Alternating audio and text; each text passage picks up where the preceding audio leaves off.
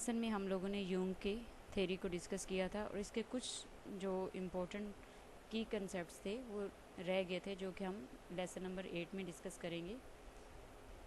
The psychological types, Jung famous psychological types are discussed in his famous book. इनकी एक famous book थी जिसको psychological types कहते हैं, जो कि पब्लिश हुई थी 1921 में।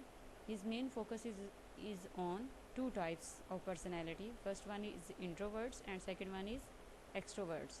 अब हम देखेंगे कि टाइप का मीनिंग क्या है। Types refers to orientation are the way an individual interacts with other people. Type का मीनिंग ये है कि एक वे जिसमें इंडिविजुअल जो है दूसरे लोगों के साथ इंटरेक्ट कर रहा होता है। First one is introverts. The introverts are quite imaginative, more interested in staying at home alone, reading और enjoying one's own company. The introverts are usually labeled as self-centered or bookworms and preferring indoor activities. Introverts जो होते हैं उनकी अपनी दुनिया होती है, imagination पे ज़्यादा उनका फोकस होता है, अकेले रहते हैं, इंडोर एक्टिविटीज़ जो हैं उनमें ज़्यादा इंडल्ज होते हैं. Second is extroverts. Extroverts tend to be sociable, outgoing and interested in parties, picnics, people groups and activities. इसमें ये कि इंट्रोवर्ट की जितनी भी करेक्टरिस्टिक्स आपको बताएं, एक्सट्रोवर्ट जो है उसके ऑपोजिट है। जैसे कि वो इंट्रोवर्ट्स जो हैं वो सेल्फ सेंटर्ड होते हैं और एक्सट्रोवर्ट सेल्फ सेंटर्ड नहीं होते। ये इंट्रोवर्ट जो हैं वो इंडोर एक्टिविटीज़ को प्रेफर करते हैं, एक्सट्रोवर्ट जो हैं वो आउटडोर एक्टिविटीज़ को प्रेफर करते हैं। अब हम कुछ स्टेजेस ऑफ डेवलपमेंट चाइल्डहुड उनको डिस्कस करेंगे। From birth to adolescence, during this period the psychic energy is used in learning to walk, to talk and other skills of survival. Then this energy is spent in learning to educate. जो birth से लेके adolescence की stage होती है उसमें ये होता है कि जो साइकिक एनर्जी है उसको यूज़ किया जाता है बात करने के लिए, चलने फिरने के लिए, सर्वाइवल की स्किल्स के लिए। अब जो यंग अडल्टहुड है इसमें यह है कि एडोलसेंस टू 40 ईयर्स तक इस स्टेज के दरमियान में पर्सन जो है अपने प्रोफेशन को सिलेक्ट करता है, gets married, raise children and relate to community. In middle age, from about 40 to later years, this is the most important stage because almost all biological and physical needs are satisfied and individual survives to find meaning in life.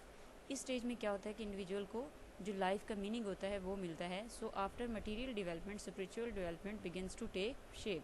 Material development के बाद spiritual development जो है वो होने लग जाती है। Life after retirement, इसमें देखते हैं कि एक पर्सन ने जॉब की, वहाँ पे एक्टिव रोल प्ले किया जॉब की कंप्लीटेशन के बाद कि उसकी जो लाइफ है उसमें after active work one finds refuge to need help others. So the task of finding a new meaning provide energy to continue living further. इसमें क्या होता है कि जो उसके बाद की लाइफ होती है वो चाहते हैं कि दूसरे जो हैं वो उनकी हेल्प ना करें बल्कि वो अपना काम जो खुद करते रहें. तो इस तरह से क्या होता है कि वो अपनी लाइफ को किसी न किसी तरीके से कोई ना कोई काम करते रहते हैं और अपनी लाइफ को जारी रखते हैं. Life goal, the goal of life is the harmony. Goal of life जो है वो क्या है? हारमोनी है. Of the psychic that is combining various parts of personality into one. This is called transcendent function or self. जो life का goal होता है उसमें क्या होता है? हारमोनी आ जाती है. डिफरेंट पर्सनैलिटी के जो पार्ट्स हैं वो इसमें रोल प्ले करते हैं और इसको हम क्या कह सकते हैं? सेल्फ भी कहते हैं. इसके अलावा individuation on the other part, individuation is the exact opposite of the life goal. Life goal में क्या था? सेल्फ थी. इंडिविजुएशन में क्या है कि become each and every part of the psyche such as animals, shadow and self, जो कि हम प्रीवियस लेक्चर में डिस्कस कर चुके हैं. ये सारी चीज़ें इंडिविजुएशन में आ जाती हैं. अब हम बात करेंगे कैजुअलिटी की.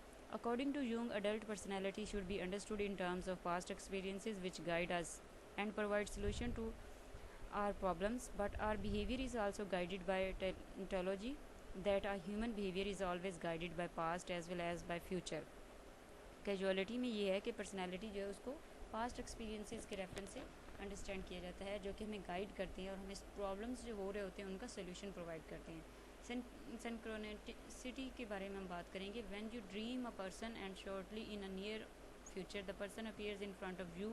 When you dream of a place and you visit in a future, when you dream of an event and the event takes place, this is called meaning coincidence.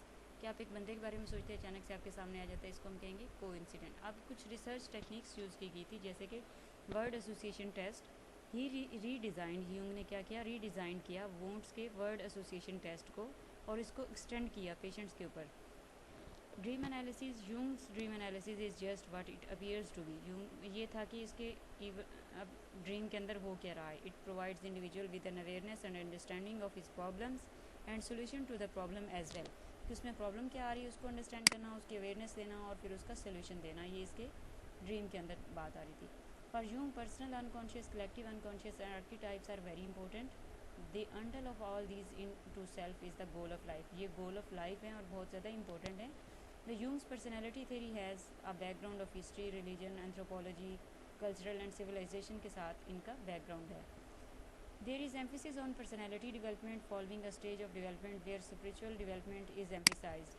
इसमें क्या था कि स्पिरिचुअल डेवलपमेंट जो उसके ऊपर focus किया गया। अब जब हम कंपैरिजन की बात करते हैं फ्राइड और यूंग के साथ, तो फ्राइड की थ्योरी जो है बायोलॉजिकल इन नेचर है और यूंग की थ्योरी जो है वो psychological and social in emphasis. इसके ऊपर सोशल और साइकोलॉजिकल जो करैक्टरिस्टिक्स हैं उनके ऊपर ज़्यादा फोकस किया गया था, लेकिन फ्राइड की थ्योरी में ज़्यादा फोकस जो है बायोलॉजिकल